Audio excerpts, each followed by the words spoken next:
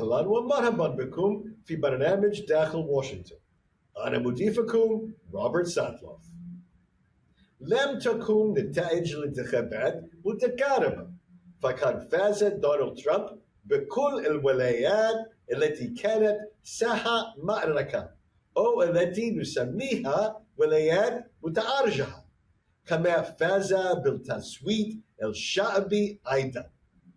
وبينما أعتقد معظم الخبراء أن عملية فوز الأصوات ستستغرق أياما، فقد ظهرت النتائج خلال ساعات قليلة. اختار التعبير الذي يناسبه، لقد كان إثارة، زلزالا، انهيارا جليديا أو موجة من وجزر. ماذا سيفعل الحزب الديمقراطي الآن؟ لقد خسر الحزب البيت الأبيض ومجلسي الكونغرس، وسيظل في المعارضة في العامين المقبلين على الأقل، وربما لفترة أطول. فهل سيحتاج الأمر لهذا الوقت لاستيعاب دروس هزيمته؟ هل سيعود الأقوى وأكثر اتحادا في عام 2026؟ وعندما يغادر الرئيس بايدن ونائبة الرئيس هاريس البيت الأبيض، من الذي سيكون الحزب؟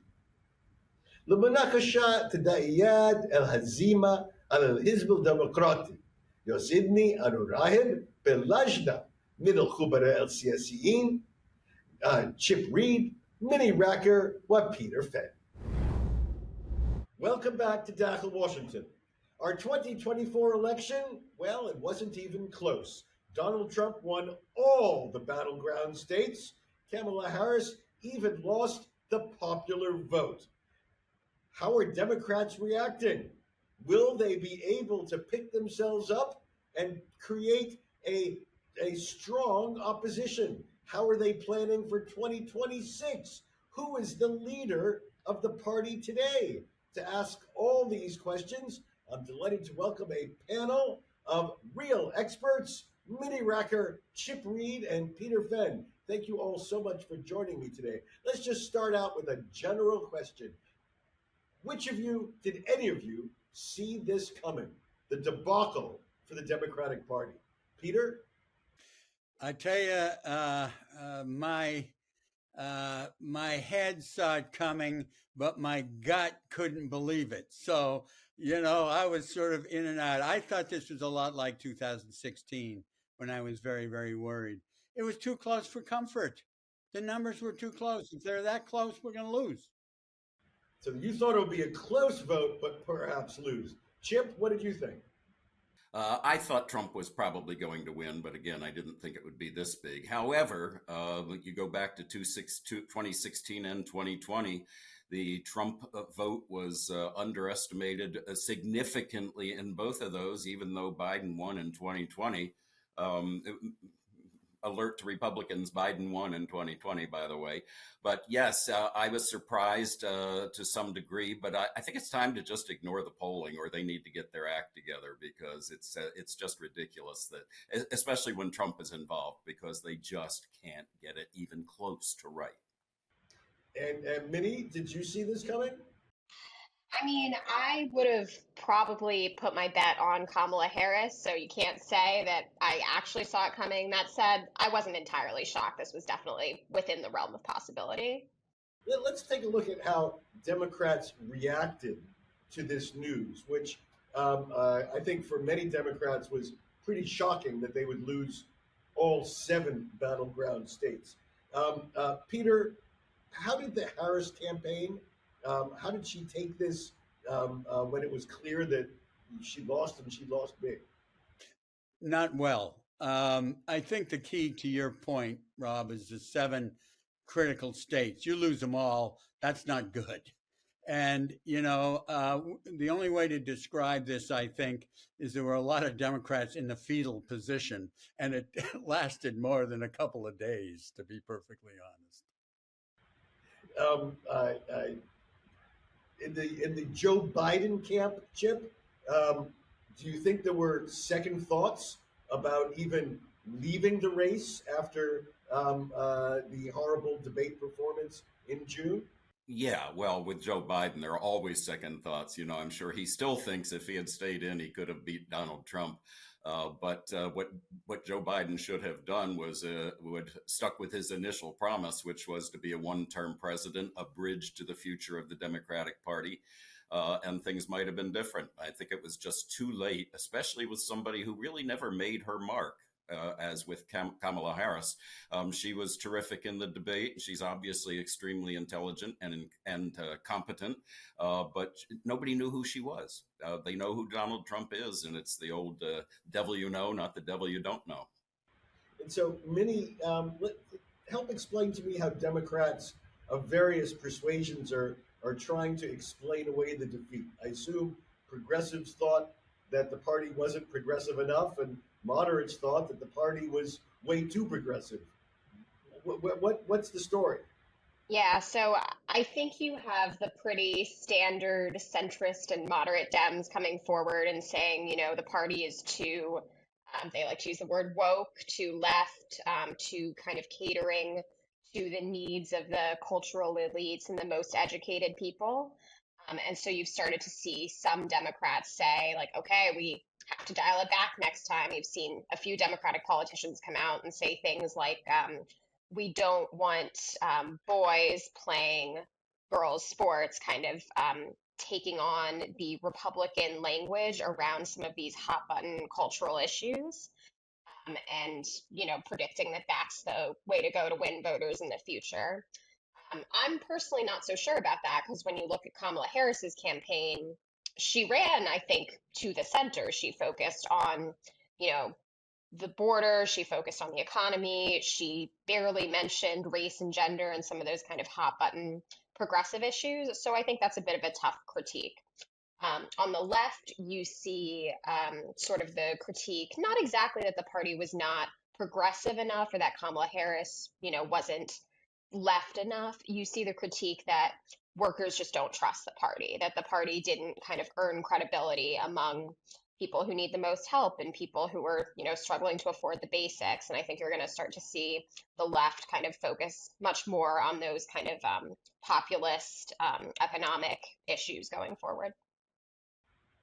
I mean, Peter, the Democratic Party is normally a coalition of different identity groups, but a lot of these groups headed toward the Republicans. The idea that a black presidential candidate would lose some support among black community, Latinos in droves went to Donald Trump. How are Democrats beginning to explain all this? That is the key question, really. And the whole notion of identity politics is not working for the Democrats. It hadn't been working for a while. It is much more based, as many said, on this class question. In 1960, John F. Kennedy lost the college-educated white vote 2-1. This year, what happened? The Democrats won the college-educated vote by 2-1 and lost working class people.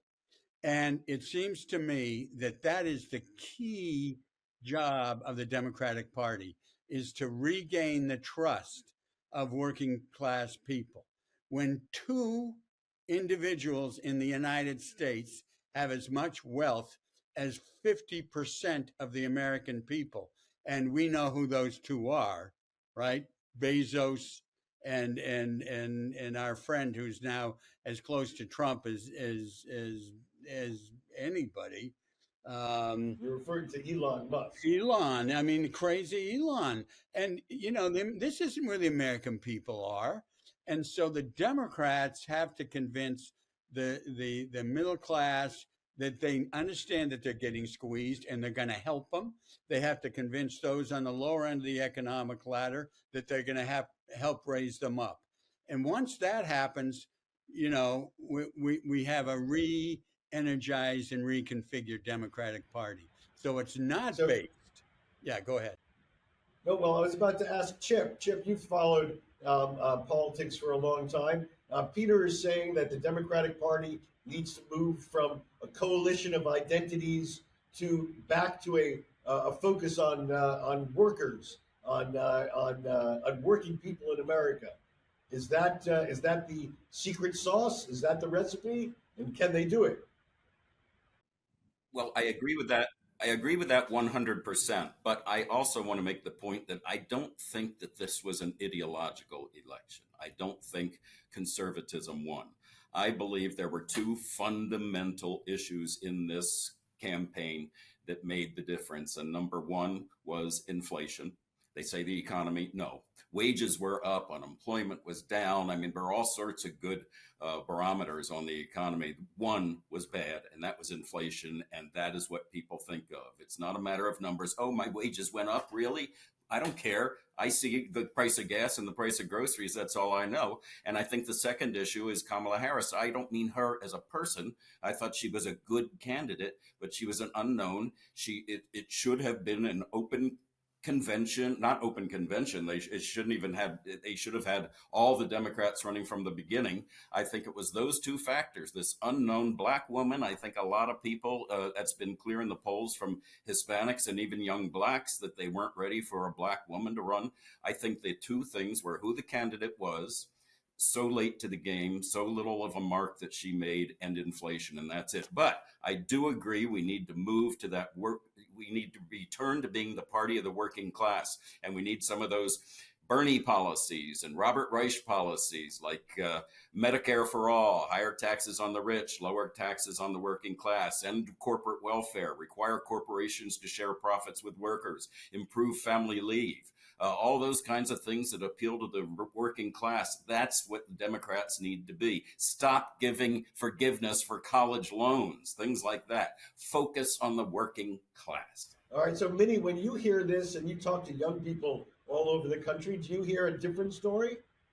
No, I mean, I would say that's exactly right. I think young people care about identity issues to some extent, but young people care a lot more about, the fact that they're probably never going to be able to afford to buy a house.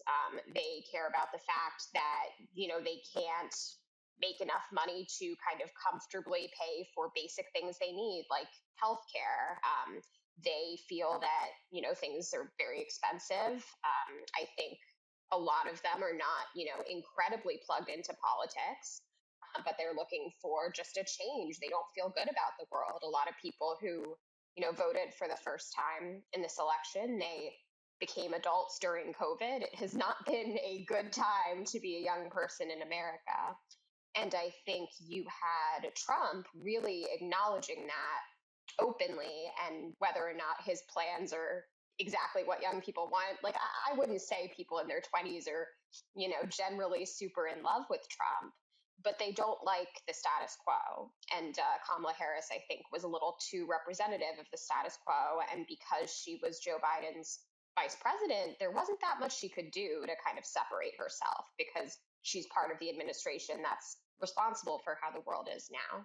So I would agree with both the other panelists. Absolutely fascinating. The agent of change is the 78-year-old. The status quo is the Black American woman. Fascinating. When we come back after the break, we're going to talk about where the Democrats go from here in just a moment.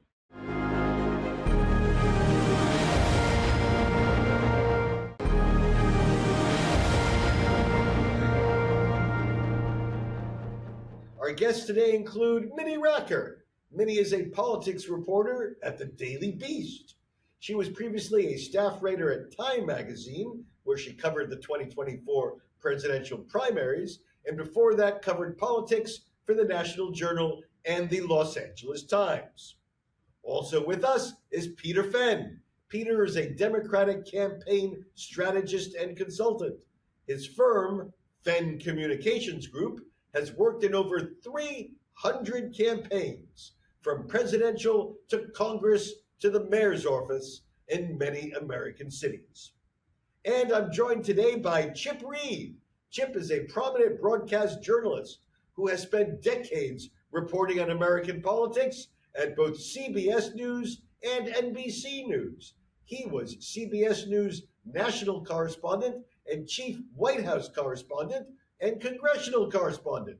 For NBC, Peter, so far we've focused on the fact that Democrats had the table swept from them in the battleground states. But was there any good news anywhere for Democrats in our national election? Well, I think we were prepared, at least after that debate in June with President Biden, to get absolutely swept in the Senate and to lose. I was thinking we were going to lose 6, 7 seats. I mean, it was going to be brutal, and also possibly lose more House seats. So I think when we look at the overall numbers there, we escaped a complete bloodbath. I also think that this is a wake-up call for Democrats, as we've just discussed. This is a situation now where not only were people dissatisfied, as many said, with both candidates, and on our side, they stayed home. The turnout amongst our natural base was much lower than we thought, and we had the money. We had the ground game. We had people going door to door. And, so we have to understand now the frustrations of people, and that it isn't just about contact and ads. It's about the message that you have to people to say that you're going to make their lives better. And that's, and so in that sense, the wake up call is good. And I've been through enough elections. We all have. Maybe many of you haven't been through quite as many. But, I remember when the Republican Party was dead after Barry Goldwater got creamed. I remember when the Democratic Party was dead after George McGovern got creamed. Everybody was writing everybody's, obituaries. And the fact is that, that politics changes rapidly. Things happen.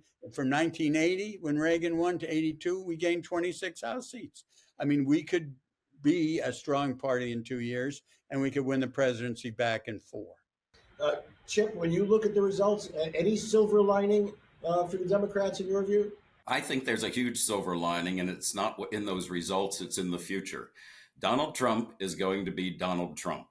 At the end of his first term, his approval rating was 34%. I think he's going to be back in that range, and that is primarily I'll just give 4 reasons. There are plenty of others. Number one, inflation is going to soar under Donald Trump, partly because of all the immigrants he's going to deport, and other people who want more money are going to take those jobs, but mainly because of massive tariffs he wants to impose. Number two, when he starts rounding up those millions of immigrants, and it's the family members and friends of that 45% of Latinos, Hispanics who voted for him, they are going to rebel. It is going to be a whole different world for the Hispanic Latino community. Third is his fascist tendencies. As we all know, General Kelly said that, quote, Trump prefers the dictator approach to government. And I think when people see what that really is like, now that he has no guardrails, that is going to be a huge turnoff.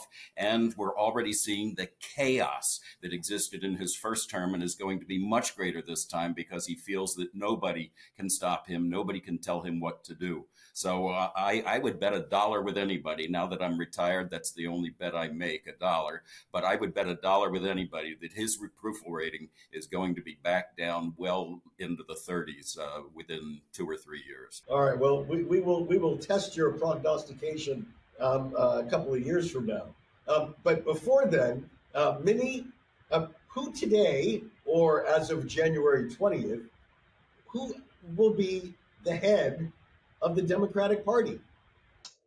I don't know how to answer that question. I don't think we have I don't think the Democratic Party has a head, and I think we're going to see a lot of jockeying for that position. We're starting to see kind of 2028 candidates start to sort of pop their head up and look around. I feel like you have Gavin Newsom starting to make moves about how he's going to kind of counter the Trump administration. You have a lot of talk about the kind of candidate folks do want to see next time around. I think, You have talks about people like Josh Shapiro, people like Gretchen Whitmer, kind of more those kind of battleground state candidates who are already, charismatic and popular. So I think that's a question that needs a bit of time to kind of see how things play out. So, well, but that's reasonable. But of course, Democratic rank and file are going to want their party to play an effective opposition to the Republican majority in Congress and Republican control of the White House. Peter, who will lead that opposition? I'll tell you, I don't know whether he's really going to do it, but I keep my eye on Rahm Emanuel. Many of us worked with him when he was a staffer on the Congressional Campaign Committee, and then he rose, as you know, rather rapidly. He is one of the best political minds out there. He is tough as nails. He's got a lot of energy. And I think if he runs for DNC chair, he'd be a different kind of chair. He is all in and all about details, and he'd be very effective as a chair of our party right now. What happens to Chuck Schumer and Hakeem Jeffries, the leader of the Senate and the House, respectively, the Democratic leaders that is, both of whom, neither of whom will be actually in power? Can they claim national leadership, or are they not going to be nearly as significant as they would be if they were running majorities in their houses? Chip? Yeah. I think they will not be as powerful. Hakeem may be. I don't think Schumer will be, even though he is a brilliant tactician. Jeffries, I think, has yet to be tested in that regard. But I think we're going to need, if we're going to go after this campaigning on the working class, then we need new blood, somebody like Bernie. So, okay, I'm kidding about the new blood. New blood, yeah, from another nearly octogenarian, but somebody younger, some younger people. But I think, as for the long haul, I don't think it's going to be any of the people we're now talking about. I am hopeful, and I do believe that it's going to be somebody like a Bill Clinton or a Barack Obama who just comes out of the woodwork and everybody goes, "Oh, wow, that's what we need." But that's not going to help for the next 2 years. I mean, let me ask you about one obvious name. Her name is Kamala Harris. You said that she didn't get enough time, that it was that if she had more time to introduce herself to voters, perhaps she'd have performed better on the vote. Does she still have a future in the Democratic Party on national politics? Minnie, what do you think? I am pretty pessimistic about that. I don't think it was a matter of time for Kamala Harris. We saw her run in the 2019 primary, and she was not very successful there. And I think she just doesn't have that kind of that special sauce. I think we saw her kind of flip flop between the liberal positions she had in 2019 and, come to more moderate centrist positions this time around without adequately explaining the rationale for why she did that. And I think she also lacked the kind of authentic, exciting moments that people want to see from their candidates. All right. Well, we've taken a close look at how Democrats are reacting to their stunning defeat, and will they rise from the dead? And I think, as Peter said, we've seen this story before. It takes some time, but politics does go around and come around. How quickly, in what fashion, we will see with the passage of time. Thank you so much, Minnie Racker, Peter Fenn, and Chip Reed for joining me on Dakhel, Washington. وصلنا إلى نهاية هذه الحلقة من برنامج داخل واشنطن. إذا كانت لديكم أسئلة أو تعليقات حول هذه الحلقة، خاصة حول مستقبل الحزب الديمقراطي خلال إدارة ترامب، أرجو التواصل معي عبر تويتر على هاشتاج Inside Washington أو مباشرة @RobSatloff. نراكم في الأسبوع المقبل، وحتى ذلك الحين شكرا لكم وإلى اللقاء.